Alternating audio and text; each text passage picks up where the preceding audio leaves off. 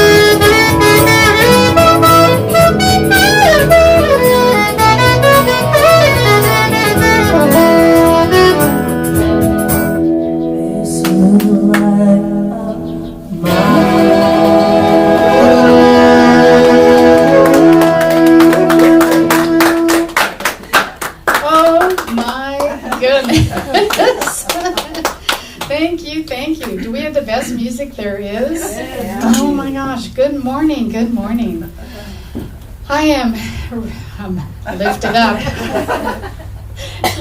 I am Reverend Sharon Dunn-Alberg, your Senior Minister and Spiritual Director here at the Sacramento Center for Spiritual Living, where we believe you can change your life by changing your thinking. Hey, let's do it. Oh, goodness, I have to figure out where I am. I just went to the dance, and now I'm back. So we have, all of us, of course, have turned our cell phones off, which is wonderful. And do we have any demonstrations this week? Any demonstrations? And what is a demonstration anyway? Answered prayer. Oh, answered prayer. Okay, well, let's see. I don't hear. Anne has one. Our Sierra, our niece, has graduated from college. In the midst of her endometriosis, she's also found out that it has not spread any farther than where it was originally, so she was greatly relieved about that. And have we been praying for her? Absolutely. So, you can put your prayers on our website under our prayer page, and we will pray for a whole week. So please take advantage of that. And let's do our vision, mission, and purpose together. Our vision, we are a welcoming spiritual community where all are accepted, valued, and supported in the global family. And our mission, we inspire personal and global transformation through the teachings of science of mind. And our purpose, in joy and love, we connect in service to all life. I love that.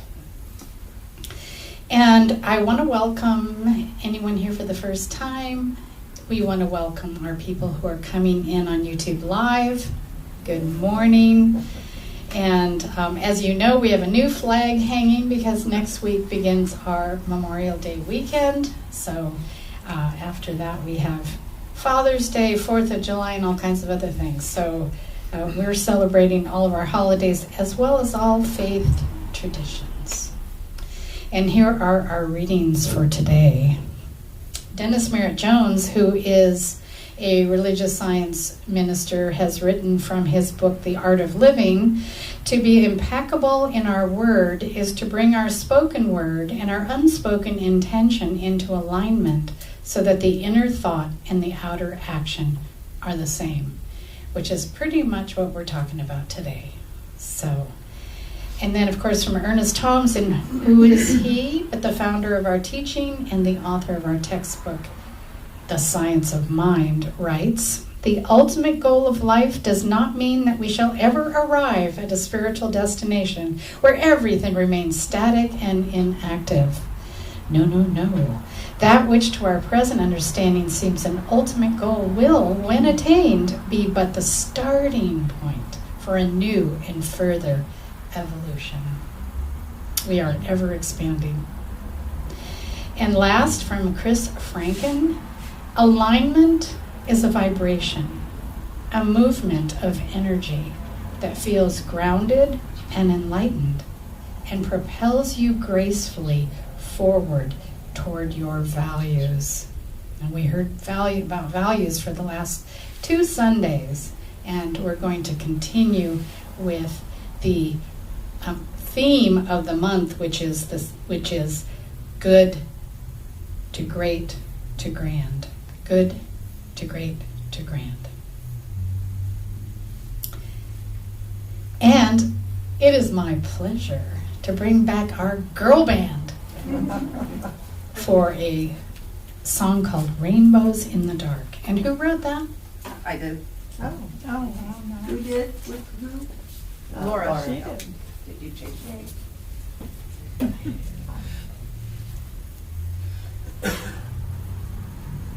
Laura wrote the words, I write the music. Yeah. It's a team. What is Yeah. it? It's McCartney and Bernie Taubin and Elton John. there it is.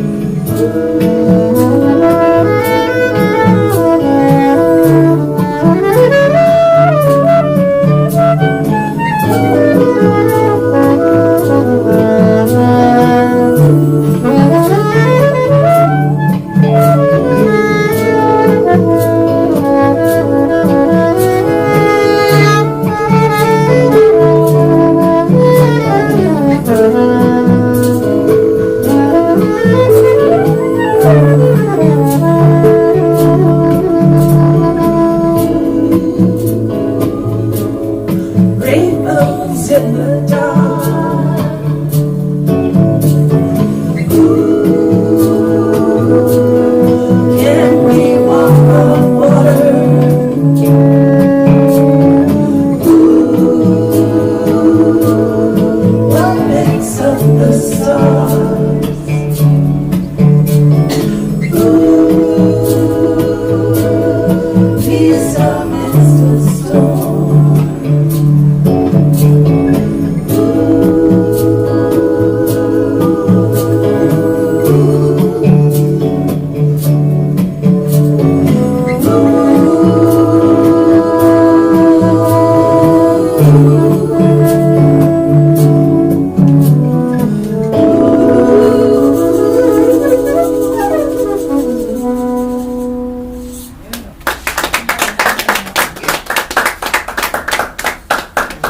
We have so much talent here.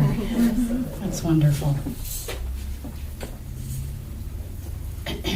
So today is, again, we are staying with the theme Good to Great to Grand, and today's topic is the steps we take.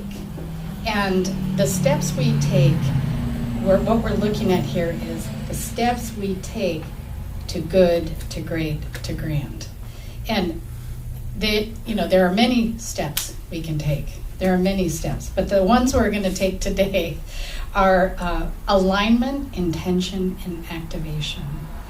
And what I like to do every week is I like to bring one declaration of principles, which is authored by Ernest Holmes again.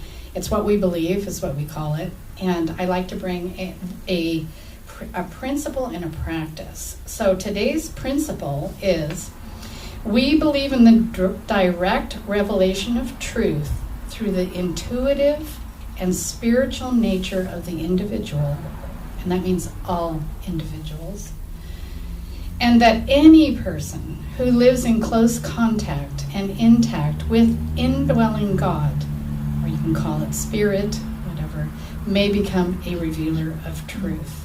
This is really important for our talk today. Any of us can be the revealer of truth. And the reading, the practice is reading spiritual books. And what I'm going to talk about are a couple of spiritual books today. And I'm very excited because what I'm also going to bring into our conversation today is Emma Curtis Hopkins, or Josephine Emma Curtis Hopkins. And I know you're all familiar with her, and if you're not, she was the teacher, one of the teachers of Ernest Holmes.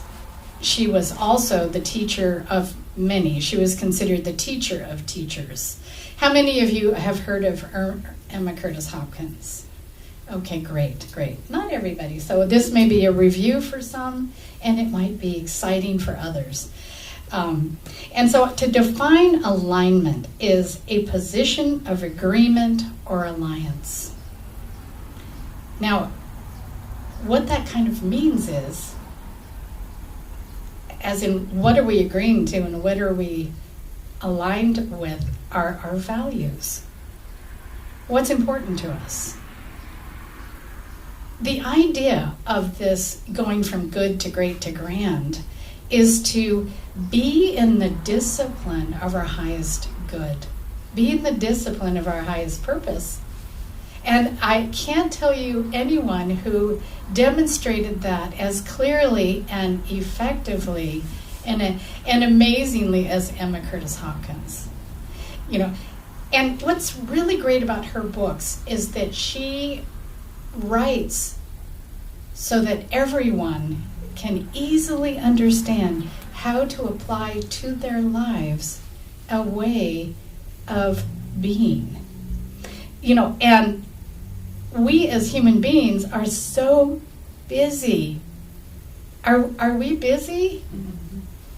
And to be in alignment with our values all the time that would be then a life of mindfulness. And I'm good some of the time. I'm good a lot of the time. In fact, I'm practiced enough to when I'm not good, I don't feel aligned.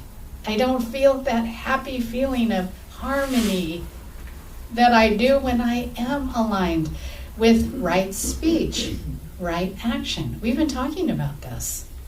And so this week we're going to talk about aligning our thoughts, actions, and intentions in the pursuit of living in harmony with our authentic selves, and this part, activating that expression in our individual and communal lives, experiences. So this is an opportunity for us to set a foundation of how we want to be in the world, so that, and support it with discipline, support it with reading and prayer and meditation and reading spiritual books and taking classes and doing all the things we do, because people forget. Let me just speak from my position. People, Sharon, get distracted, as I have said before, and that's why you pay me the big bucks, because I can come and tell you how I got distracted and what I did about it. And so we set these clear intentions, and this requires active engagement and activation of our authentic self in our everyday life. And last year, we had that Living Out Loud theme. I loved that. I want to do that whole year over again with that theme, because living authentically is my hope for myself. It is my intention. It is my activity. And it is for me to learn where I stop in being my authentic self and living from my values. I don't know how many of you heard the commencement speech by Harrison Butker. Did anyone hear it? No one? Wow, that's wonderful. Heard about it. Heard about it. It's getting a lot of press. He had opinions.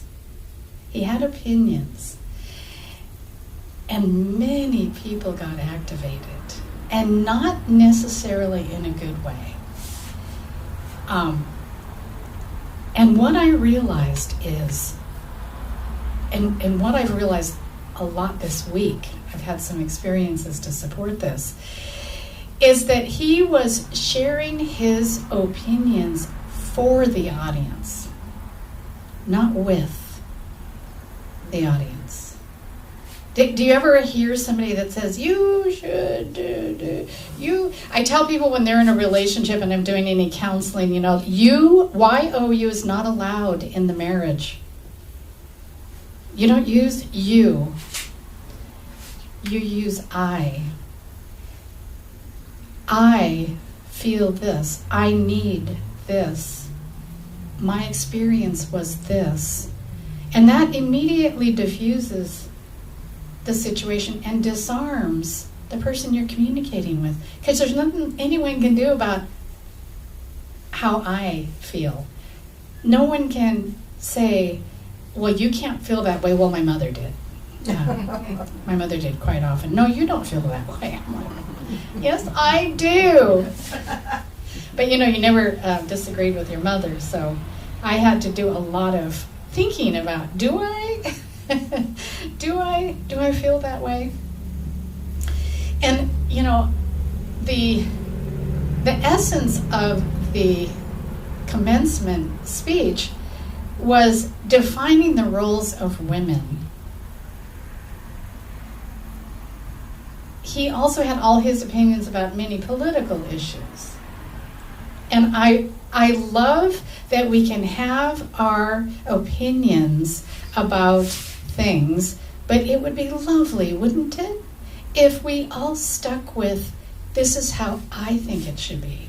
This is the way it would work for me. And so the idea that women should be back at home in the kitchen having babies is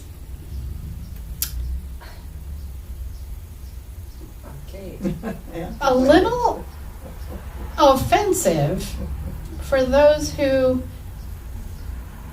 and we all are at choice, for those that want to do it differently with their lives. And there were many opinions like that in the speech, that, you know, women should do this and women should not be allowed to do this, and we should do this and men should do this. And I'm thinking, I've done that before, you know, because I'm trying to get on that bridge to compassion. Like, what would make someone say those things? What would make someone say those things is someone who hasn't considered oneness. That we are all one. And that we are multifaceted with many colors and genders and faiths and countries of origin. And I'm kind of short. Larry's kind of tall.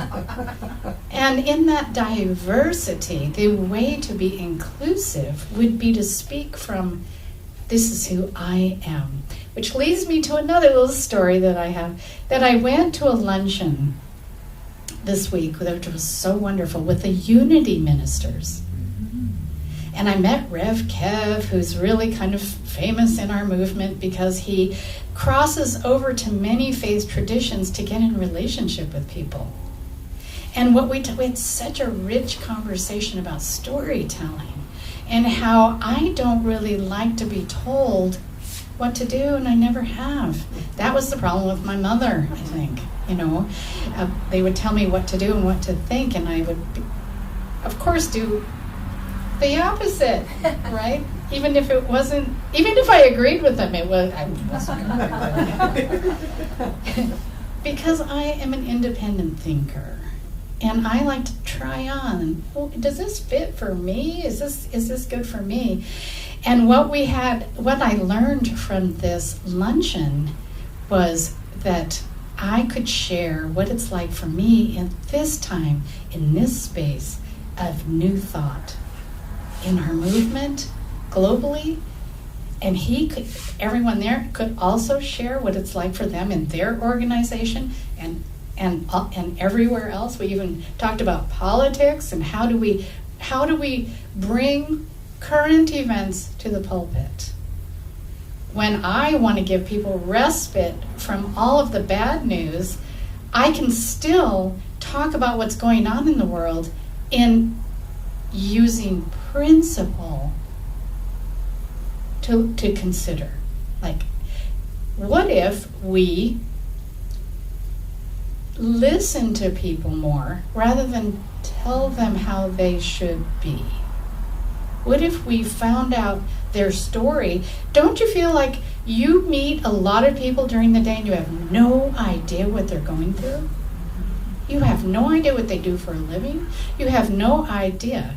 Well, anyway, this idea of being in alignment and setting an intention and activating that intention is to first know what's important to me. And so I do have to consider what's going on.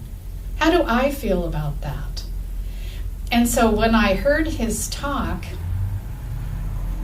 because I like to be informed, you know, if there's something going on and people are reacting to it, I want to know. You know, I want to know how I'm going to react to it. And what I realized is I could learn from this wonderful teacher what not to do. You know, how not to decide for you how you should be. But tell me your story. Tell me what's important to you. What do you value? What do you value? Peace in the world. Peace in the world. What do you value? Relationships. Relationships.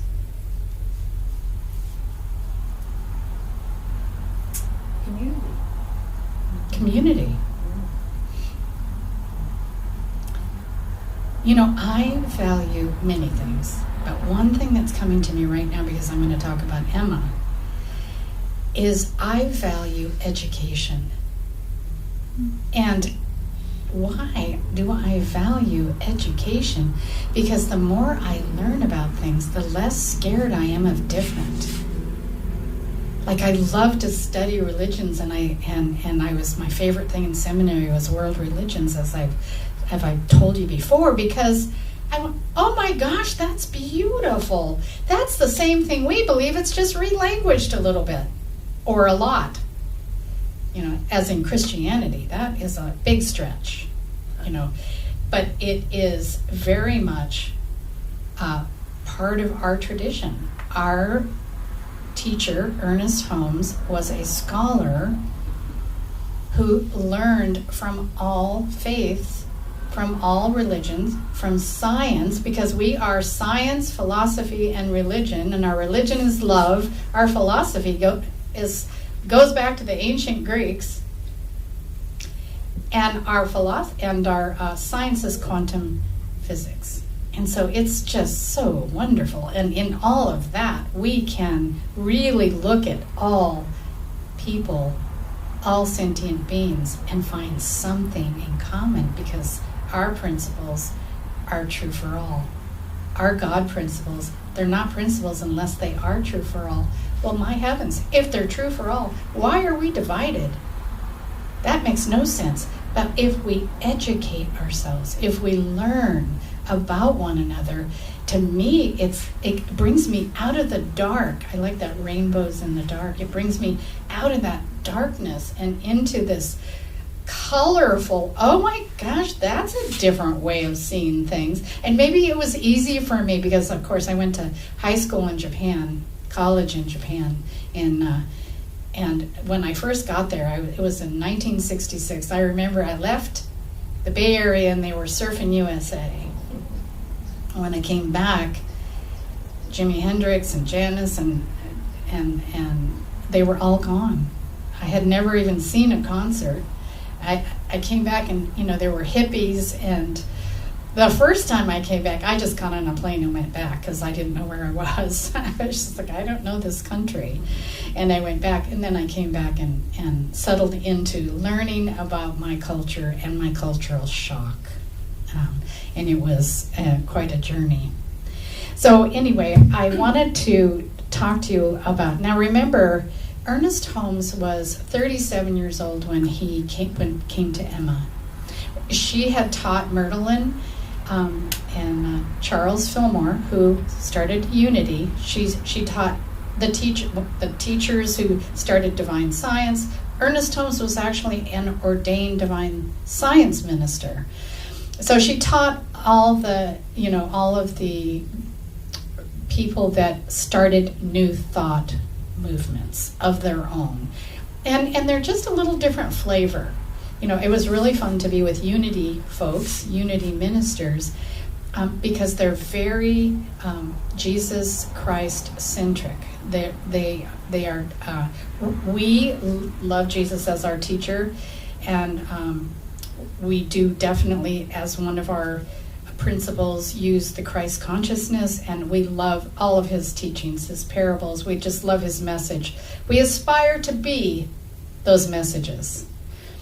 And yet we have a little different flavor of things. And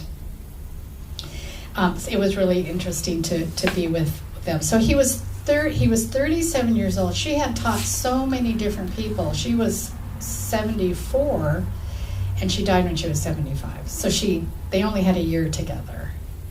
And so, but that year was incredibly impactful. And so Emma was a scholar. Have you heard of Christian Science? Mm-hmm. Okay. Well, Emma came from Christian Science. She studied under Mary Baker Eddy. She also has several other names, but Mary Baker Eddy, who was the founder of Christian Science, and Emma was her student.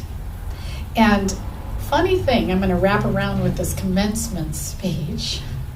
They had a little falling out, not a little, but they had a big falling out because Mary Baker Eddy thought her way was the only way. And Emma thought, wait a minute, there's many ways.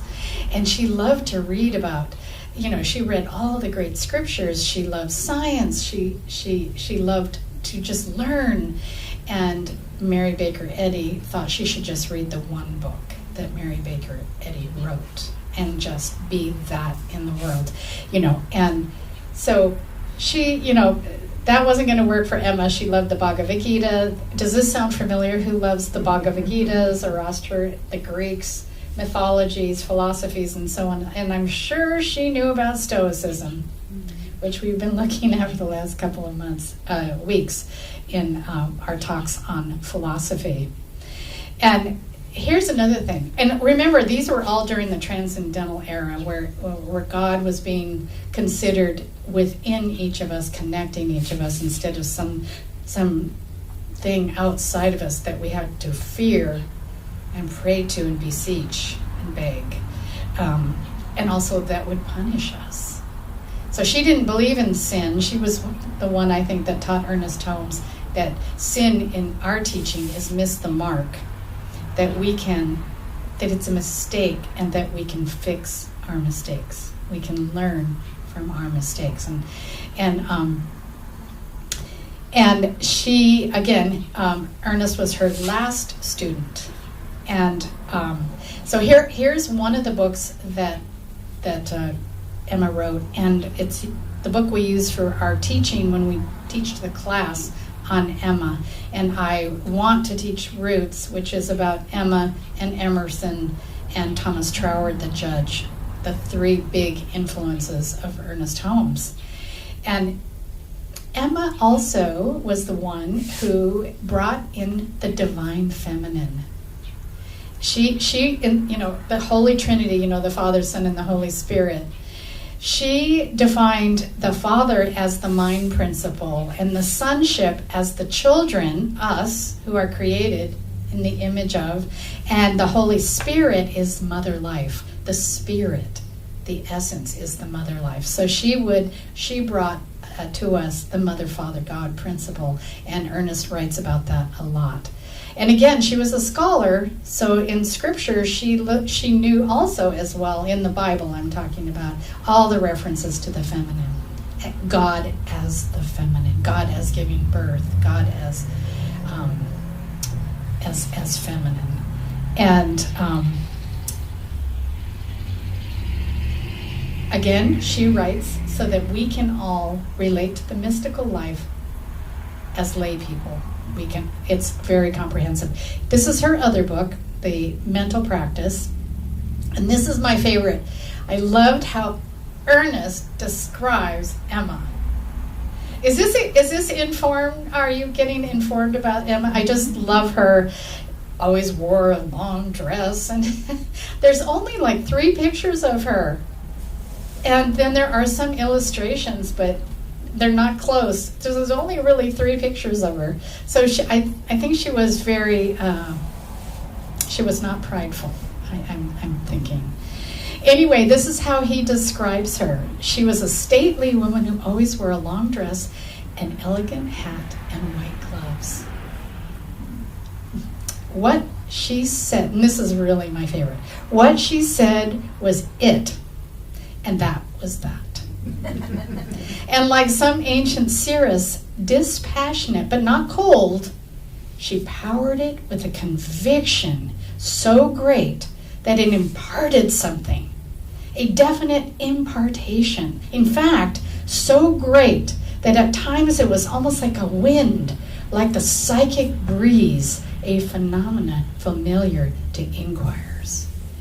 Now, let's stop for a second and look at this paragraph. I've read it so many times because this is the paragraph of how we stay true to our intention, to our alignment, and to our activation, is that we're clear. Now, unlike the commencement speech, we're not clear as telling you what to do. We're clear on what is true for ourselves. And we can say what is true for others carefully. Does this make sense? In other words, I can say there's a principle of oneness and we are all connected in that oneness. I can say that. That's a principle and that's true for all. I can say we are love. I can say we are light. I can say we are born and our inheritance is the power and the wisdom and the harmony and the joy and the abundance, the intelligence of the one. I can say those things. Those are principles. I cannot say, and this is what you should do in your life. And this is how you should dress. And this is where you should spend your time. And this is what you should do with your body.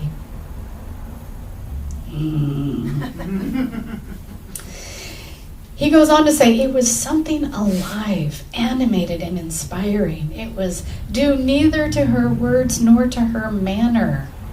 She awakened an awe, which at once personal and impersonal identified with her, and yet something more. She was an influencer. She was magical and mystical. And why? Because that's what she did every day, 24 hours a day. She wasn't on Google or FaceTime or Instagram, or she wasn't running around busy doing social things and doing this and doing that. She was not. She lived and had her every breath and her being in the mystic. She was a mystic, but we are all mystics. You know that, yes? This is me at the commencement speech. You are a mystic. We see what I mean, though? There's a fine line, right? You know, we can say things that are absolutely offensive, especially about our faith. You know, we've got to know our audience, and you know, we've got to understand that I don't want to offend. I don't need to offend anyone with what I believe. I know when someone's in inquiry or curiosity. I know when they were, what do you do? Like, what do you believe? Like, what? What is science of mind?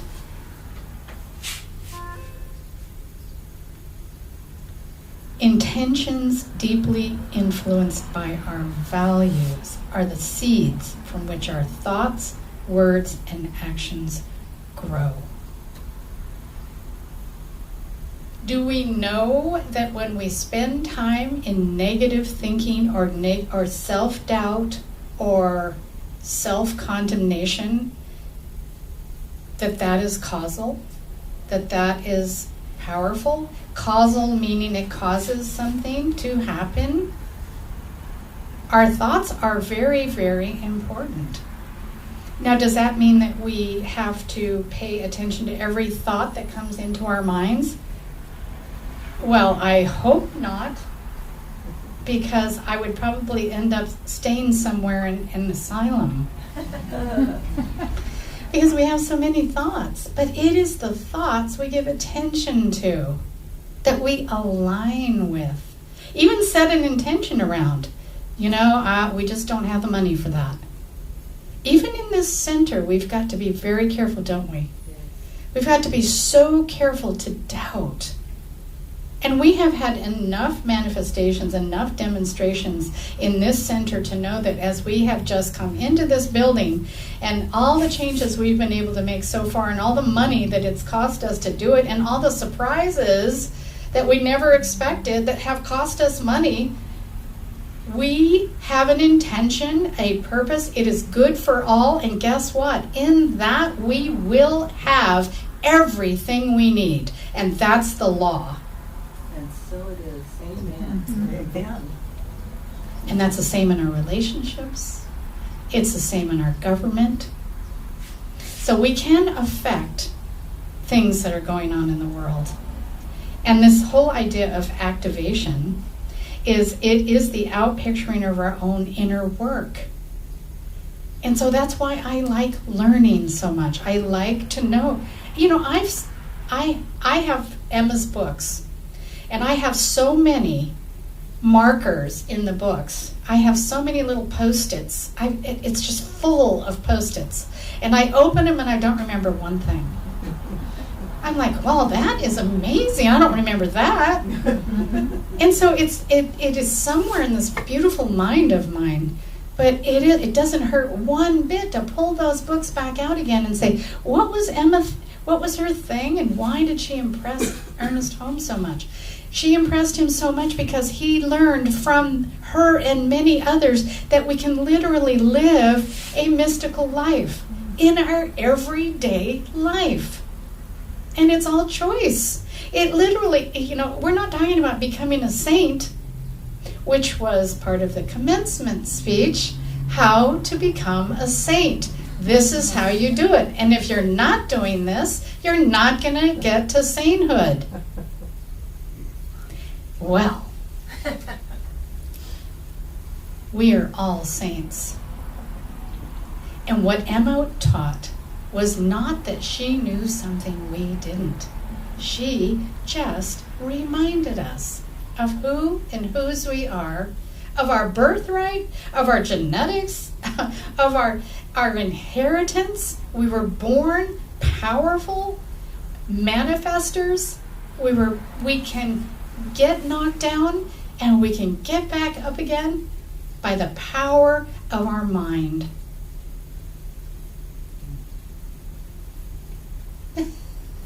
How hard is that? But as you can see, because of our great divide, we're not all pulling for one another. We are in fact in opposition many times. And that is not in alignment, not with the intention. If we think about, for example, just our country, we have a constitution and a Bill of Rights, and we are in great discovery right now of, are we in alignment? Is that in alignment with what is happening now? And I can tell you, this is quite a discovery time for us. I think in the next couple of months, we're going to make some big decisions for ourselves. And we're going to wonder and decide, is this our intention? Is this the way we want to activate our intention? Are we in alignment with with the principles of that intention? And we all know what they are: freedom, equity, equality, sharing our resources. Equality. Did I mention equality? Mm-hmm. All people, all colors, all genders, all beliefs, all nations. This is not rocket science. This is love. And we come here every week to talk about love, to remind ourselves how we do it in the world. And this week, we're going to use the spiritual practice of reading spiritual books. And I offer Emma Curtis Hopkins to you as a starting point. You will love her. She was quite the activist when it wasn't popular for rights, all rights, civil rights, women, all rights. She did things that surprised many, and we too can do things that surprise even ourselves by living authentically, by knowing what our values are, by aligning with them, setting intentions, and taking action for real, and being love in the world. It's so great. Let us pray.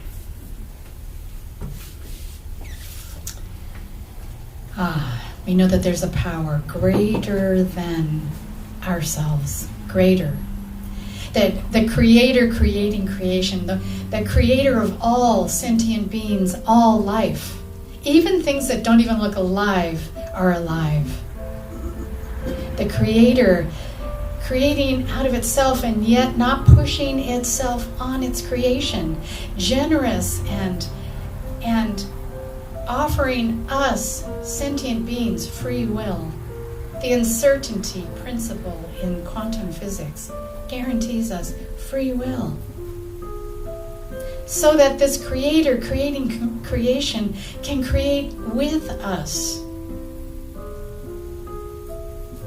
And so I am that is, I am a creator of my life. I am connected to each and all creation.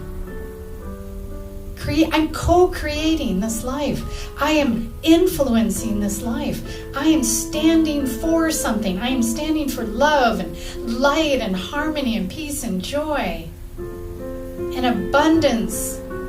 I am standing in my values, in my intention, in my activity. I am committed to being that in the world that is good for all, that does no harm, and yet is steadfast. I stand for something and against nothing. So I can translate, spiritually translate what's around me into uplifting principle that changes the world. Yes, we share resources. This is an abundant universe. No child goes hungry. All are free to express ourselves uniquely. We are unique expressions of the divine. We are divine humans. And my intention is love. And my activity is love. And my values are based in love. And I cannot help but influence my world.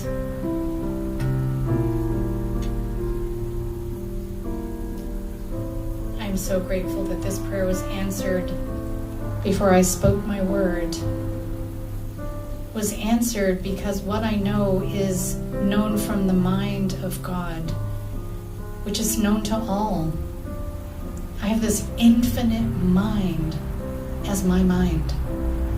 And I commit to opening that mind and learning so that I can be active in the world as a support, as a loving being. There's no better life. I'm grateful that this prayer is answered, and I simply release my word into the law that makes it so. I don't have to know how, which is why I call God Howie. I just let it be so. It is good for all. It is done in love. I have the conviction and the belief in it. It's already done. And I release my word. And please, if you agree with me about any of it, say with me, and so it is. Ashe. Shalom. Amen. Right on. Right on. Right on.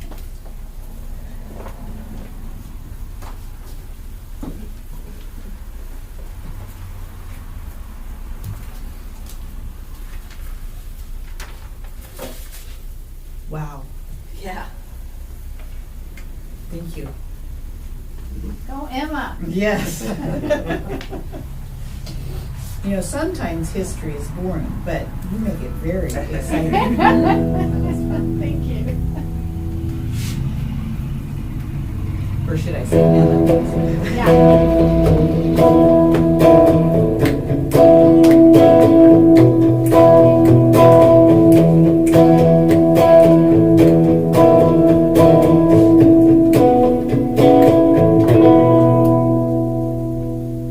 Music is the key to my salvation. Music is the key, feel the vibration. Music is the key, one spirit to me.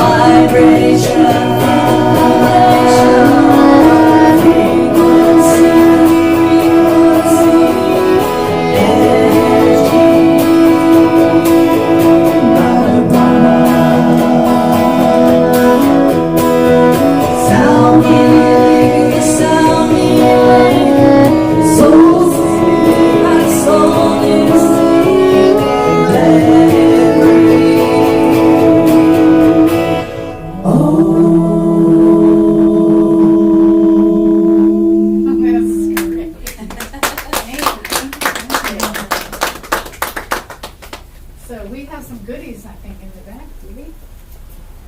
Who wrote that song? Who wrote it? Me. Of course.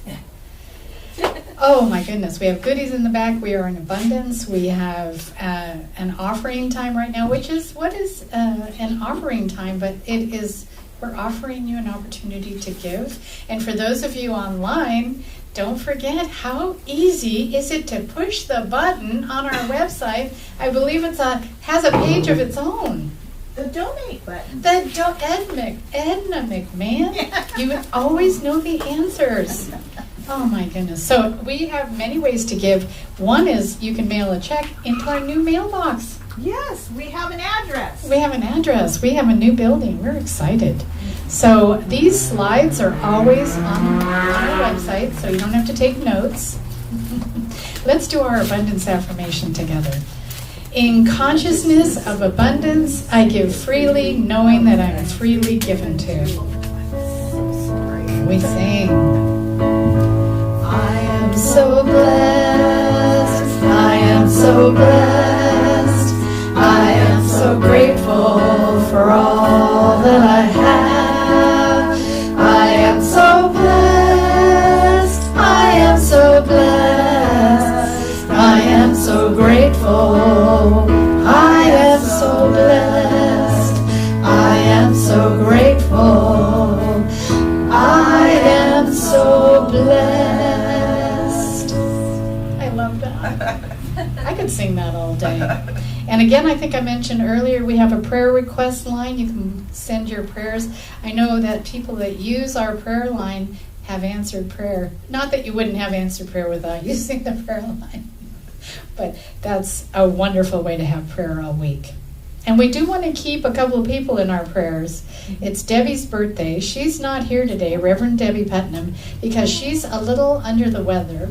Happy birthday, Debbie. Happy birthday, Debbie. And we know that Reverend Patricia and Doug and Kathy are recovering from their colds, and rhinovirus which is the common cold, I read. Weird. Yeah, what some people, hits them pretty hard. So they have not left yet on their vacation, but they're going to be leaving tomorrow because we've been praying for them. So they're going to be okay. And please use our prayer line.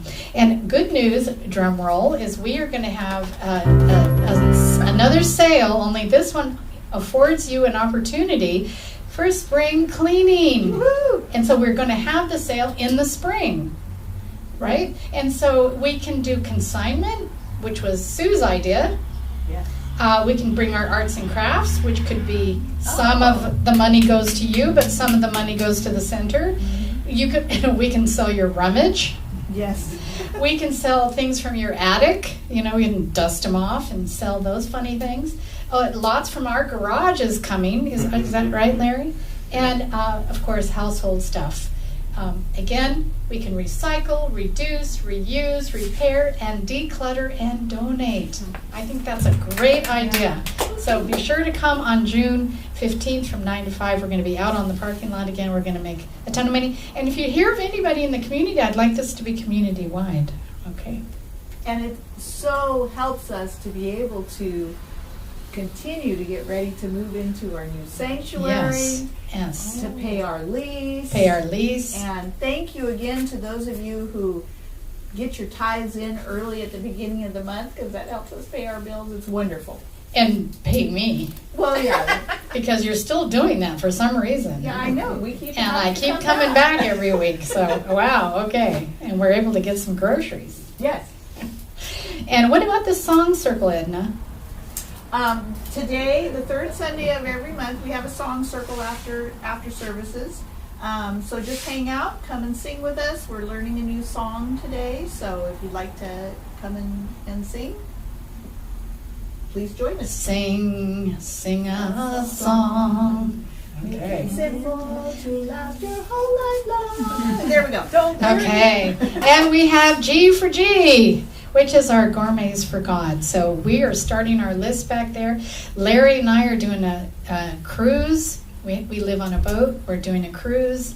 and we are going to have a special dinner cruise. We're going to cruise the Delta while we are making, I guess I shouldn't say what it is. No, we gotta have some surprises. We gotta have some The bidding- surprises. The bidding packet. But isn't there a band also coming? Which band is that? I think it's the One Love Band. Oh my gosh, it's the One Love Band. I thought it was the Beatles, but it turns out it's better than that. Oh, okay. Much better. We've So, also got a backyard picnic that's Ooh, happening. I like we that have idea. a tea that's going to be Ooh, offered. ooh, ooh. Drum circle in the park. A drum circle in the Ooh, park. drum circle in the park. There's a potato bar with some of the luminaries that's going to be made. There's all kinds of cool stuff happening. And how does it work exactly? So if I'm hosting, then I buy everything, and people come to it. They pay to come to it. Right, And so that. they bid on they the bid. opportunity Okay. to come to your event, Uh-huh. and the highest bidders get to go to those events. And Right. it's just lots of fun. If you want to go on the cruise, there's only 20 slots. Ooh. So, and all that money goes to us. Goes to paying my salary. No. That's funny. Pay our rent. We are looking for a fundraiser extraordinaire, of course, someone who likes to do event planning, like my niece was so into event planning. We need somebody that has all these incredible ideas, who knows about in-kind donations, online fundraising, financial endowment, grants, all that stuff. I know. I know there's somebody that's coming. I that's don't gonna know take any, it. but I do know that there are other centers who have grant writers in their community, and they're making their lease payments, and they're making their. Yeah, there's somebody that's just So, waiting to be mhm. asked. Right? Yes, if it's your jam, we need you. And again, a class starts in August, the Art and Science of Spiritual Mind Treatment. That will be an in-person here on the first Saturday of the month for 8 months. 8 Saturdays. Yeah. And that's going to be wonderful, because people are feeling like, what is spiritual mind treatment? I don't know how to do that. Don't make me do that out loud. And we're going to get comfortable with our way of our scientific prayer. And Anne is our director here for our community outreach. We're going to be collecting clothes for the homeless women. And summer clothes, please. And I believe that you made this wonderful little thing in the back of the room with a wonderful sign, and I read it, and I went, isn't that fancy? Because she was a school teacher. So she has all this talent that we love so much. And again, those slides are online, so if you want a refresher, you go on our website. And let us do our affirmation. We consider this a gift for you to take with you together. My outer life exists in alignment with the truth of my most authentic self. Isn't that wonderful? That's it right there. I'm going to have that tattooed. Just temporary, just a temporary. And let us just remind ourselves to be grateful that this center is here. This is not a Sacramento Center for Spiritual Living alone. This is a community spiritual center where we invite and welcome all people, all children, all genders, all sentient beings, all animals. We'll be having our animal blessing in October. We are a community center. Our doors are open to all. We come here in community with like-minded people to support each other in this way of being, living from value and intention and activation, and being in alignment with all that is good. And so it is. So it is.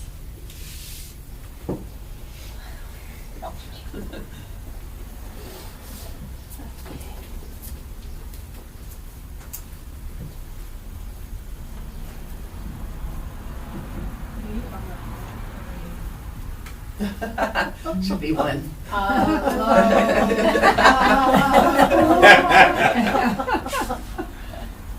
little Hawaiian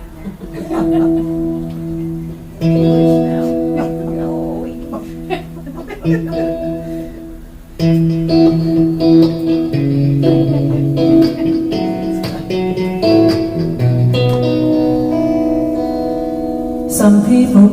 come for the message, they come for the music, they come because they wanna be connected. Some come for the people, some come for the songs, some come because they wanna be